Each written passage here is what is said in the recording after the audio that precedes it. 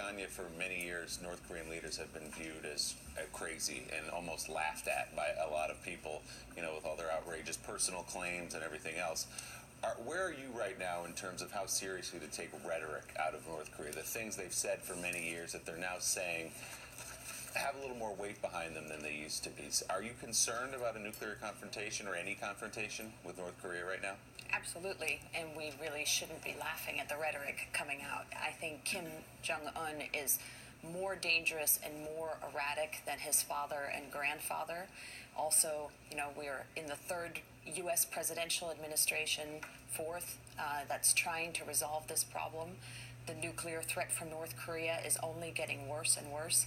I do agree with Senator Murphy that we need to support our diplomats.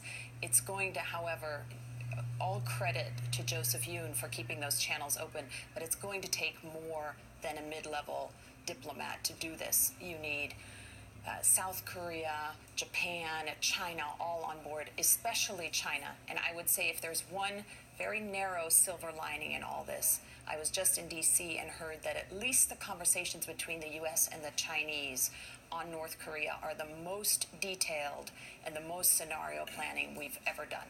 Not to say that that will resolve it, but at least some form of diplomacy is still being given a chance, in spite of the president's Why do you tweets. say Kim Jong-un is even more erratic and even more dangerous? Could you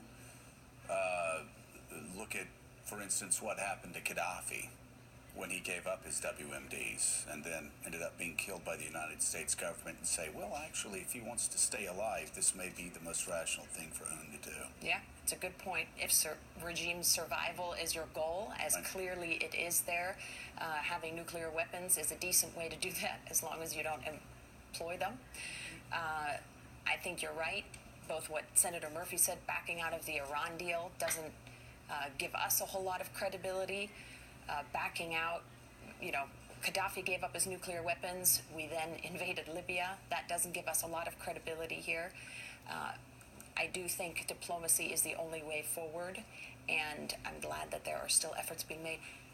So, Senator Murphy, diplomacy is the only way forward.